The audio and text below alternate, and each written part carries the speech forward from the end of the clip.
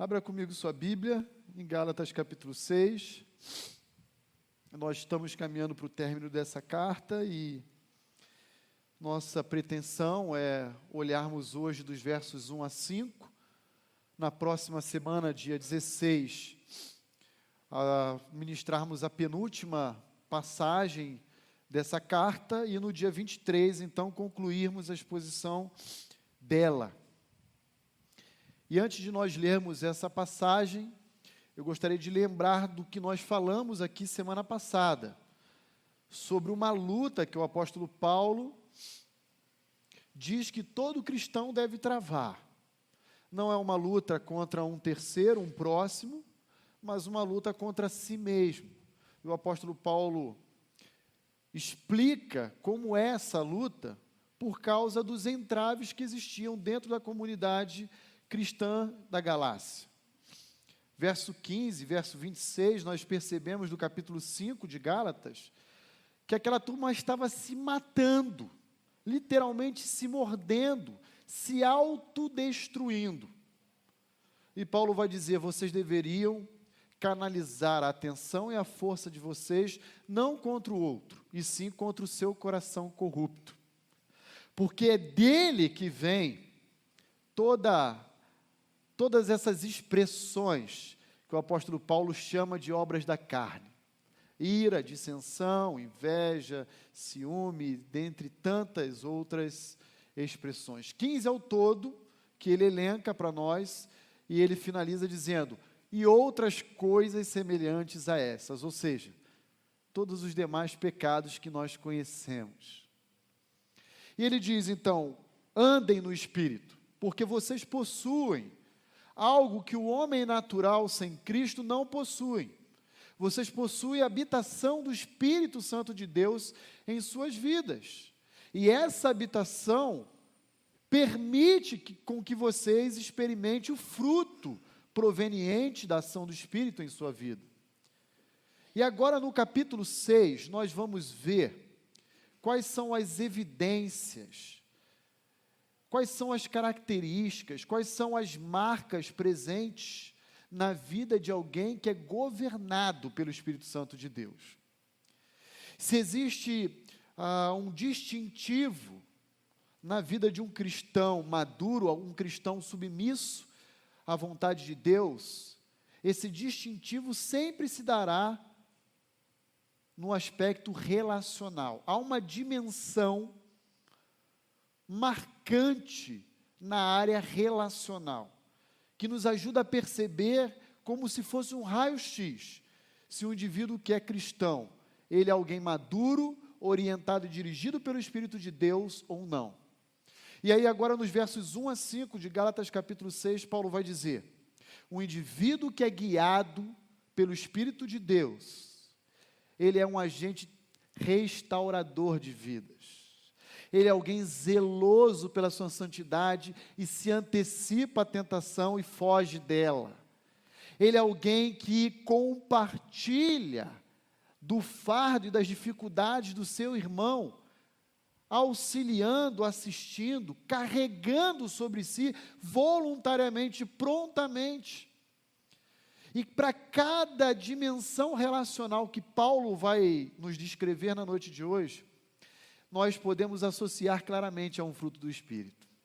E é sobre isso que nós vamos conversar. Eu gostaria de convidar você a acompanhar comigo a leitura dessa passagem. Diz assim, irmãos, se alguém for surpreendido em alguma falta, vós que sois espirituais, corrigi-o com espírito de brandura.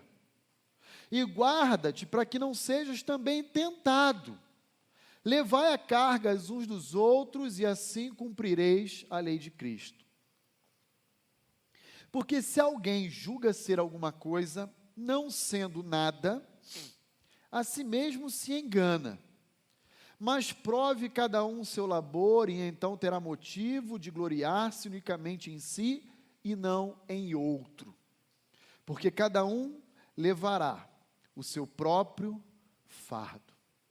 Cada um levará o seu próprio fardo. Queria chamar a sua atenção, olhando para essa passagem, para aquilo que uma vida guiada pelo Espírito Santo é capaz de fazer na vida de um homem. Como um homem que se deixa obedecer à voz do Espírito Santo em sua vida, o que ele colhe, ao invés de dar atenção para a corrupção do seu coração e para os desejos e a inclinação de desobediência que temos naturalmente, que herdamos de Adão, o que nós, quando estamos suscetíveis à voz de Deus, ao Espírito de Deus, iremos ser, agir e colher. Verso 1, irmãos, se alguém for surpreendido em alguma falta, vós que sois espirituais, corrigi-o com espírito de brandura. Primeira evidência de uma vida guiada pelo Espírito é um agente de transformação, um agente de restauração. Um indivíduo que é guiado pelo Espírito Santo, ele se preocupa com o seu irmão.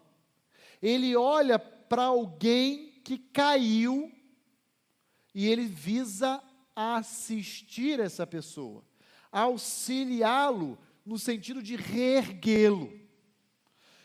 Essa passagem pode dar margem a duas interpretações que estariam corretas gramaticalmente. Uma delas tem a ver com o seguinte significado. Irmãos, se você pegar no flagra alguém que você sabe que é crente em Cristo Jesus, cometendo um pecado, em outras palavras, uma obra da carne, como você deve proceder? Com espírito de brandura, você deve então corrigi-lo.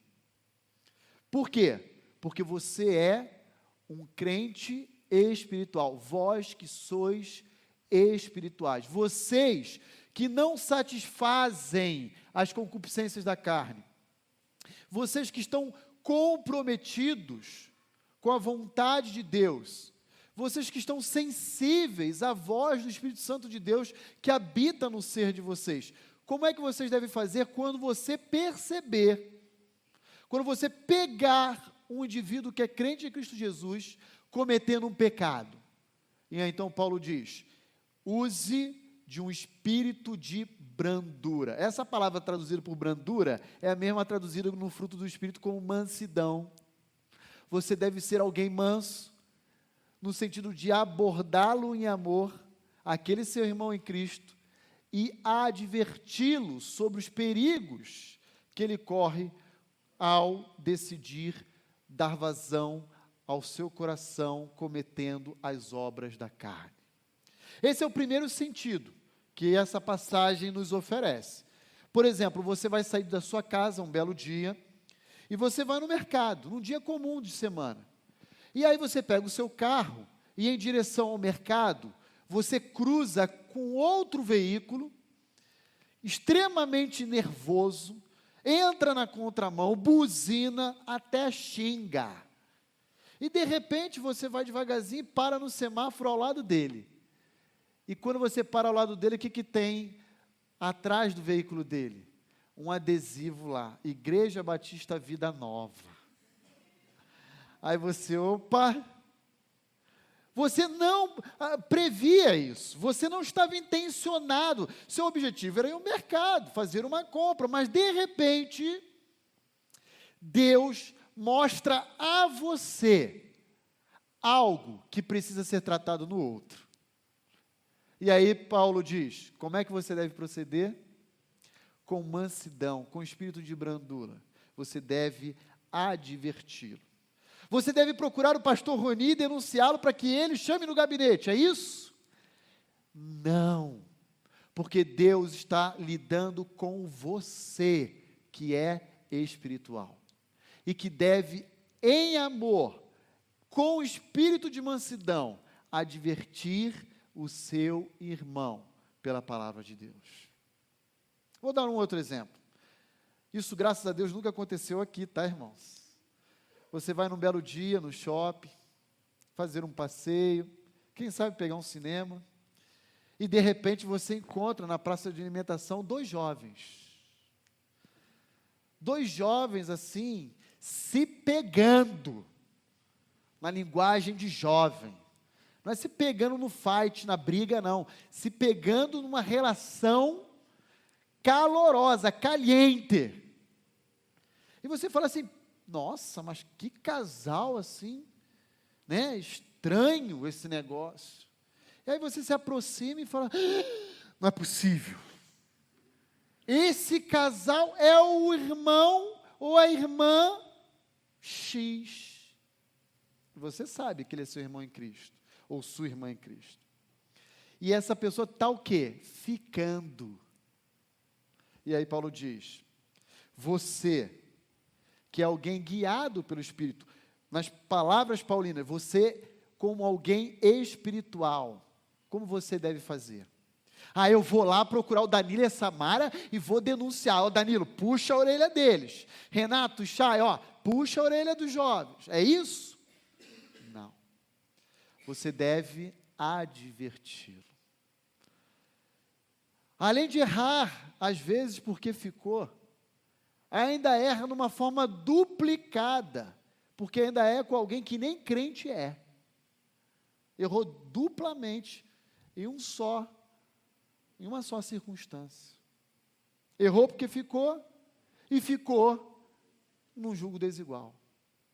Paulo está dizendo, olha, preste atenção, se você, ainda que você não tenha essa intenção, pegar alguém em pecado, no contexto de Gálatas capítulo 6, observando uma daquelas obras da carne, do capítulo 5, lá na parte final, como você deve fazer? Você deve adverti-lo, corrigi-lo, com o espírito de mansidão. Esse é um entendimento, talvez seja o mais provável que Paulo quis ensinar. Mas ainda há uma outra possibilidade que estaria também igualmente correta. Por exemplo, se você que é um crente espiritual e que eventualmente esteja distraído e for acometido por uma obra da carne, você deve se advertir em mansidão, em amor e se reerguer. Essa talvez seja uma possibilidade menos provável. Contudo, independentemente de ser a primeira interpretação ou a segunda, o fato é que um dos deveres mais nobres de um cristão maduro, de alguém que é guiado pelo Espírito, é assistir o seu irmão quando ele for acometido de um pecado. Assistir no sentido de erguer, de levantar, de auxiliar e ajudá-lo a perceber que aquilo que ele praticou está dissonante da vontade de Deus. Esse é um dos maiores deveres de um cristão maduro. Mas, infelizmente, sabe o que acontece? Eu vou dizer para os irmãos o que normalmente acontece. Porque ignora Gálatas 6:1. Eu peguei, sem querer, um irmão no flagra. Aí ele vai lá naquela reunião de grupo pequeno e diz assim, no momento de compartilhar, eu queria fazer um pedido de oração. Aí lá vem, né? Qual é o seu pedido de oração? Eu queria que vocês orassem pelo Tiago. Nossa, ele nem sabe, mas eu cruzei por ele essa semana no centro, e eu vi o Tiago, e aí começa a fofocar. E dali surge todo o pacote da maledicência. E embora seja engraçado, é terrivelmente triste, porque infelizmente essa é a maior incidência de quando crentes se deparam com outros que se encontram em pecado. Eles pensam assim, olha, eu não vou abordar essa pessoa, temor a homens. Mas por que você não vai abordar essa pessoa? Não, eu não vou abordar essa pessoa, pelo simples fato de que eu vou acabar me indispondo com ela. E eu quero ser amigo de todo mundo, né? Já temos um problema aí. Segundo ponto, ao invés dele aproveitar aquela oportunidade que Deus revelou a ele para tratar, e não ao pastor, não à liderança de jovens ou a qualquer outra pessoa, ele se omite, ele se furta. E aí, aquele pecado que deveria ter sido freado, ele continua se propagando com certa naturalidade e reincidência, por causa da omissão daquele crente espiritual a quem Deus revelou para cuidar do seu irmão.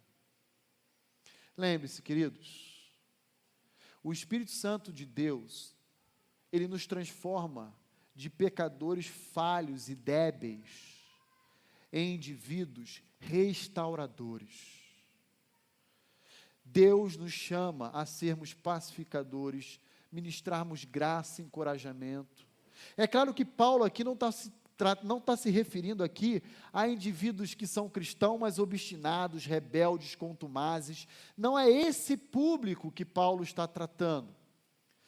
Paulo está dizendo de um crente maduro, sério, que de repente, ao longo da sua vida, tropeça. Comete uma gafe, tem um deslize, pisa numa casca de banana e vem a cair. É esse tipo de gente que Paulo está dizendo, Deus vai confiar a você, a vida desse indivíduo, para você cuidar. E nesse aspecto, irmãos, a igreja é um enorme hospital, no qual todos nós compomos a equipe médica.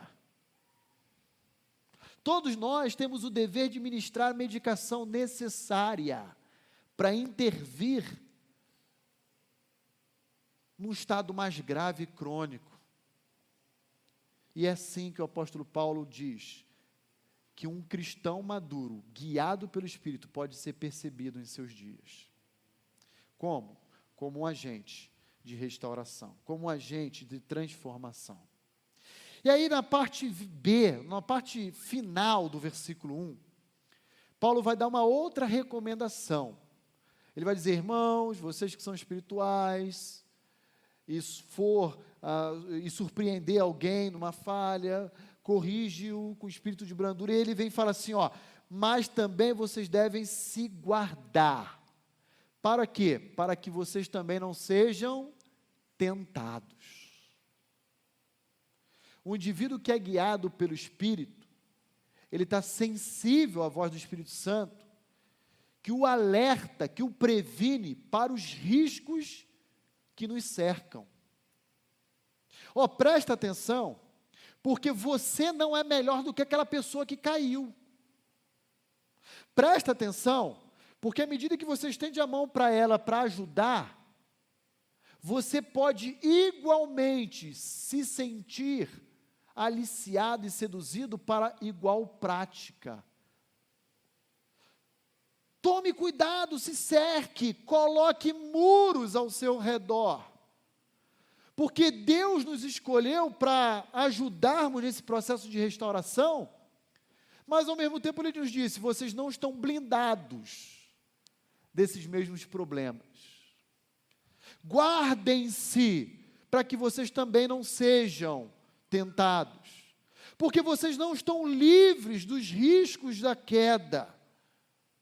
Vocês também estão sujeitos à mesma tentação. Vocês não são melhores do que aqueles que caíram. Lembrem-se, eles tropeçaram. Esse tipo de pecado, de obra da carne, não faz parte do estilo de vida dele. E não faz parte do seu estilo de vida, mas, tenham atenção, porque senão, você pode cometer o mesmo erro que o seu próximo, seu irmão, cometeu. E, irmãos, nesse sentido, como é difícil, como é ruim,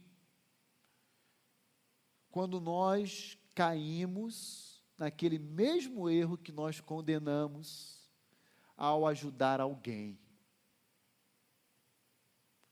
Parece que a sensação é pior do que aquela de que cometeu inicialmente. Porque Satanás intencionalmente vem jogando um peso de uma culpa, dizendo assim, olha como você é hipócrita.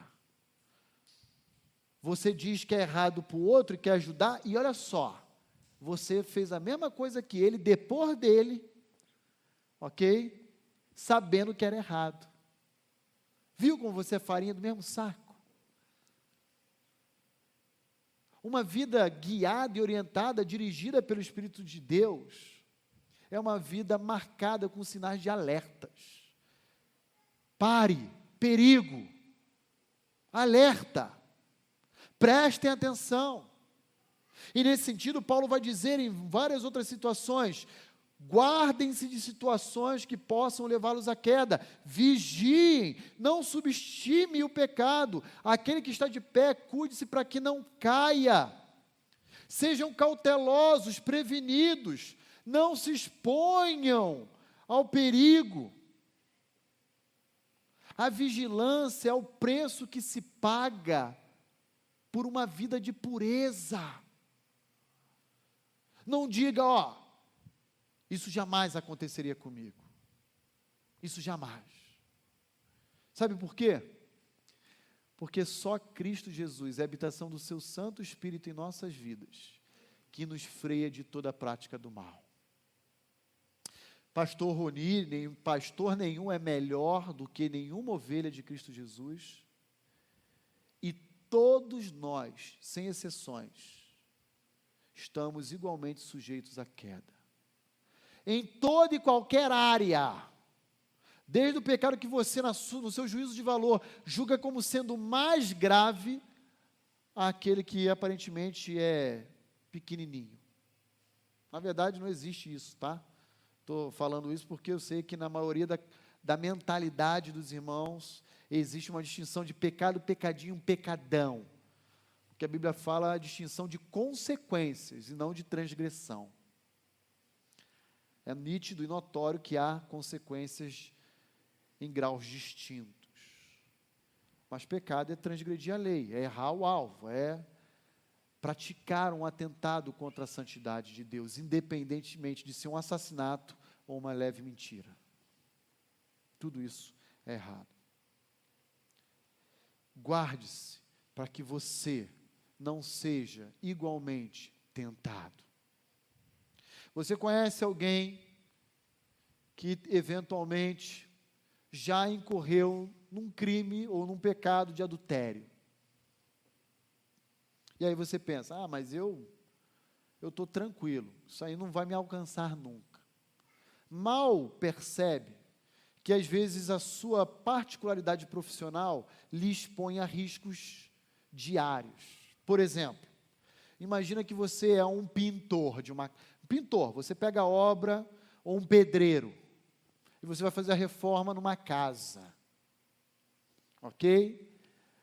E você é um homem, e quem vai te receber ali durante a semana, durante 5 dias na semana no horário comercial?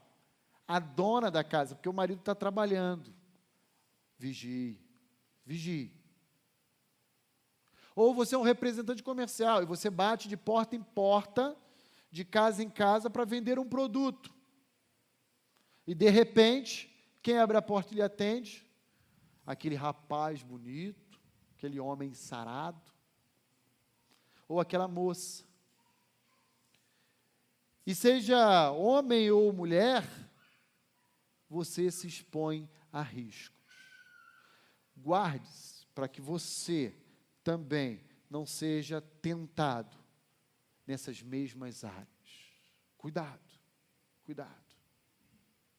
E aí nós chegamos no verso 2. E agora Paulo diz: levem a carga uns dos outros, e assim vocês irão cumprir a lei de Cristo. Agora Paulo chama a nossa atenção para dizer que o Espírito Santo nos conduz à observância da lei de Cristo. E qual é a lei de Cristo? É o amor. Ninguém ensinou ou praticou e viveu mais nesse mundo do que Cristo, a realidade do amor. Ele é um amor tipificado, personificado. E provavelmente a expressão aqui que Paulo está dizendo, levem as cargas, tem a ver exatamente com a angústia, o sofrimento, a vergonha das consequências da queda. Lembra daquele indivíduo que caiu e que precisa ser restaurado, do versículo 1? Paulo está dizendo, além de você ajudar ele a se levantar, compartilhe da carga, do peso, do fardo dele. Tente minimizar a vergonha. Cuide do coração dele, ajude ele a reparar os estragos decorrentes dessa obra da carne. Como? Levando a carga uns dos outros. Queridos, amor implica em gestos, em fazer algo. Dizer que ama e ficar restrito ao campo da afetividade ou da simpatia não corresponde ao amor previsto nas Escrituras Sagradas. O amor bíblico, ele vai além. Ele se prontifica a assumir o peso e a carga uns dos outros. É literalmente aquela expressão popular, comer 1 quilo de sal pelo meu irmão. Ajudar a colocar aqui, nas costas, um saco de cimento. Aliás, diga-se de passagem, semana passada, estava trabalhando e, de repente, o nosso irmão de Jair, irmão Luiz, foram num velório e acabou o saco de cimento e o pessoal falou, pastor, precisamos, não podemos parar a obra, saio com o carro e vou lá fora buscar cada saco 50 quilos. Numa estrutura assim, pequenininha, mirradinha. Eu falei, ô meu irmão, me ajuda aí. Cheguei lá na loja e falei, querido, eu não tenho condições, já tenho hérnia de cervical, já estou todo estourado, todo podre por dentro, me ajuda. E aquele indivíduo lá prontamente falou, claro pastor, peraí, quantos eu ponho na mala do seu carro? Eu ponho 2, são 100 quilos, depois eu faço uma outra viagem, ponho mais 2, e assim eu vou e volto, quantas vezes for necessário, e a gente vai tocando o barco. Paulo está dizendo, você está vendo alguém curvado, pelo peso da vergonha, do pecado dele. Você está vendo alguém curvado pelo peso da angústia, do sofrimento, do prejuízo que ele causou. Como você deve agir? Rindo, dando gargalhadas, com indiferença ou compartilhando, dizendo, deixa aqui comigo, eu vou te ajudar, eu vou levar com você esse negócio.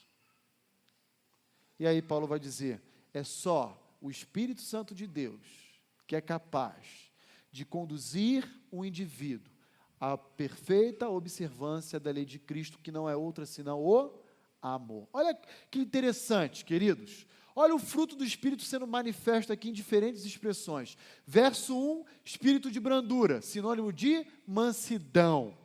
Verso 2, levem as cargas uns dos outros, sinônimo de amor, paciência, benignidade, domínio próprio, e assim por diante. Paulo vai exemplificar esse fruto em suas diferentes expressões, numa conotação relacional, e vai dizer, esses são aqueles que são verdadeiramente guiados pelo Espírito de Deus.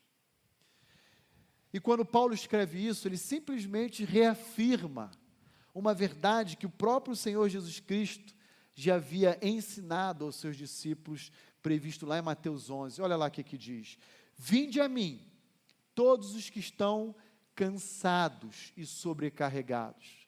Você está curvado? Está andando assim igual um corcunda, com uma bengala e já todo torto? Jesus tem um convite para você nessa tarde de hoje. Venha até Ele, vá até Ele, venha a mim. Sabe por quê? Porque eu, o Senhor Jesus Cristo diz, vou aliviar você. Eu vou fazer uma troca contigo. Me passe o seu fardo e assuma o meu jugo. Tome sobre vós o meu jugo e aprendei de mim, porque eu sou manso e humilde de coração, e achareis descanso para a vossa alma. Porque o meu jugo é suave, o meu fardo é leve. E sabe o que é mais interessante? A igreja, um local onde deveria haver essa troca de cargas, infelizmente, em muitos contextos e realidades, sequer existe. Sequer existe. Na noite de hoje, o apóstolo Paulo convida a mim e a você a parar de dizer que somos guiados pelo Espírito e a, de fato, nos deixarmos ser guiados pelo Espírito, compartilhando o fardo do outro, dividindo, levando voluntariamente. Depois, então, dos versos 3 a 5, nós vamos ver mais uma marca. E nesse momento, agora, o Espírito de Deus vai nos ajudar a corrigir o conceito que nós temos a respeito de nós mesmos. Agora, Paulo vai dizer, olha, como você está ajudando aquele que caiu, estendendo a mão de cima para baixo, para reerguer, é capaz que você se ache numa situação superior àquele que caiu. E se isso acontecer, se essa comparação surgir, é muito provável que você faça uma autoavaliação excessiva da sua pessoa.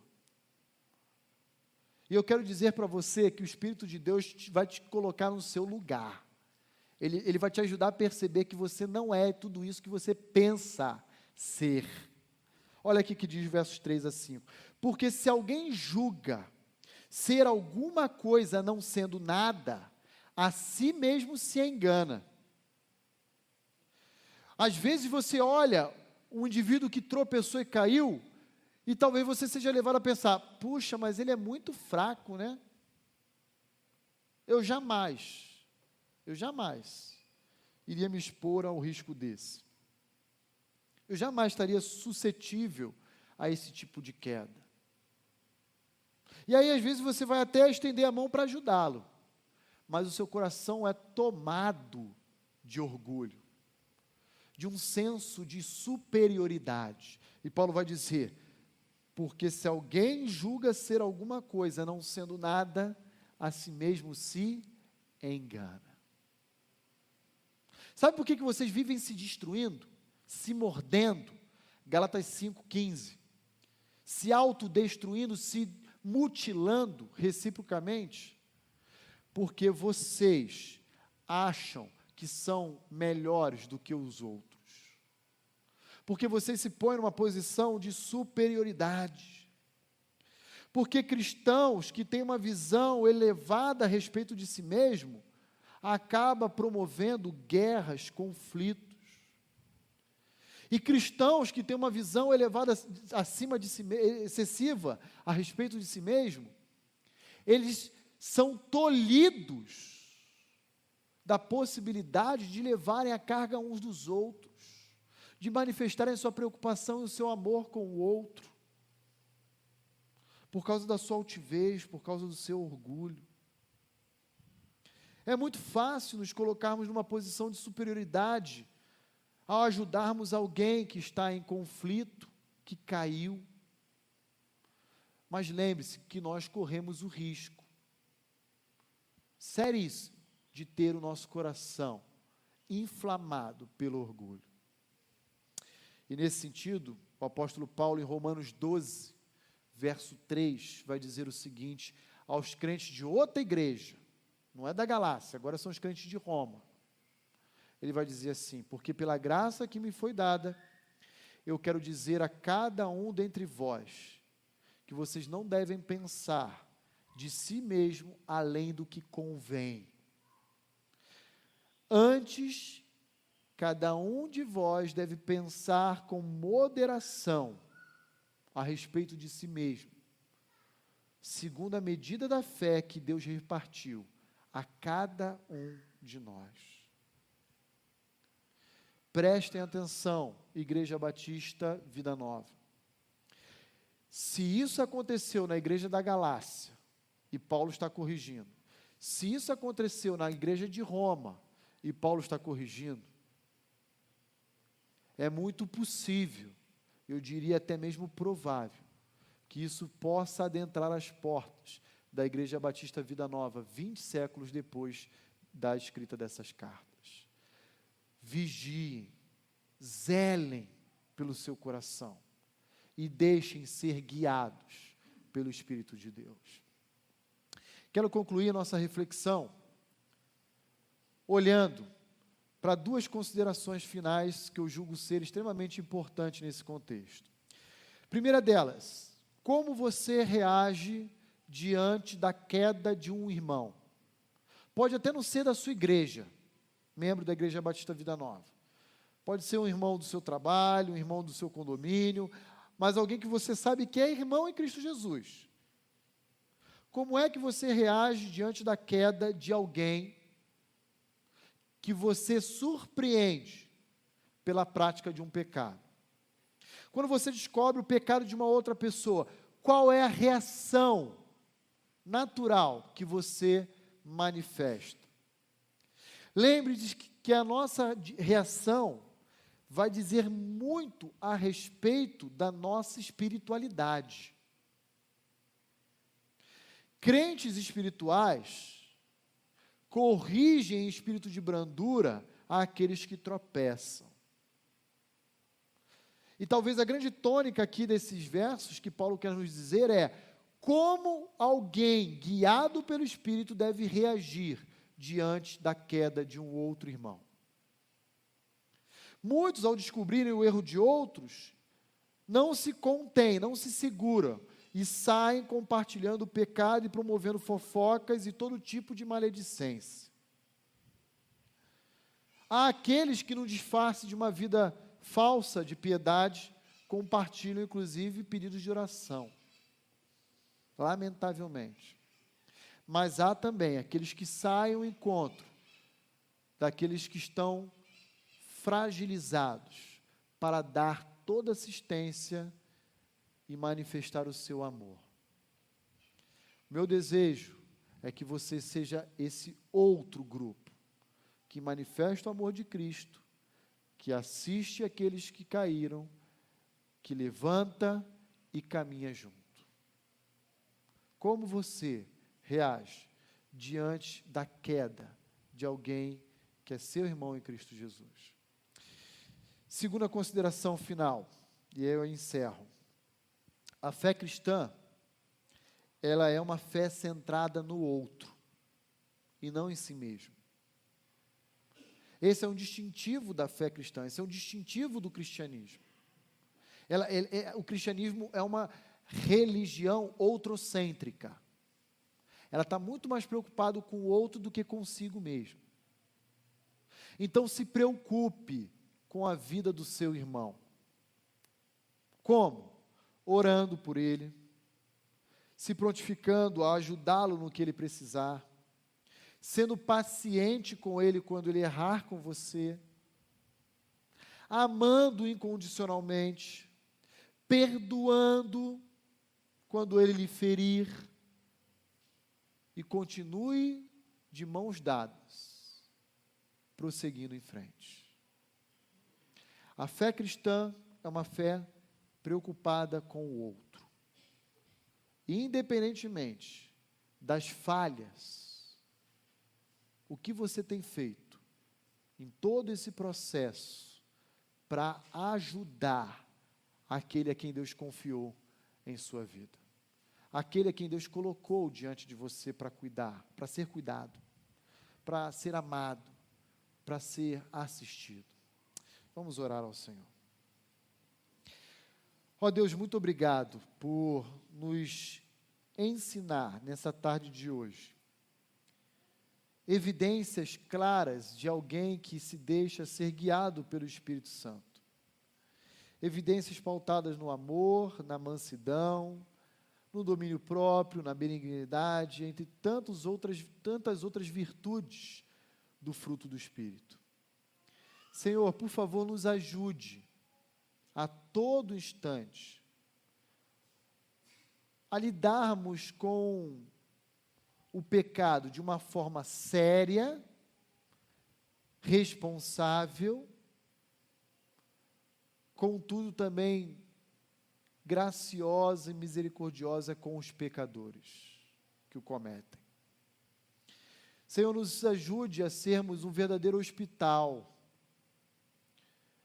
a ministrarmos o remédio para a cura de tantas doenças. E nesse sentido, ó Deus, o Senhor ofereceu esse ministério a todo o teu povo, e não apenas a liderança que o Senhor constituiu sobre o seu povo. Nos ajude como crentes em Cristo Jesus a sermos graciosos, temperantes, misericordiosos, e a advertirmos com a ousadia que devemos ter diante das obras da carne que estão ao nosso redor. Senhor, eu peço a Tua graça e a Tua misericórdia a mim e a cada um dos meus irmãos. Peço que o Senhor nos livre de toda expressão do mal. Que o Senhor nos cerque de todo o risco que corremos. E que o Senhor nos livre de todo o pecado. Eu te peço isso em Cristo Jesus.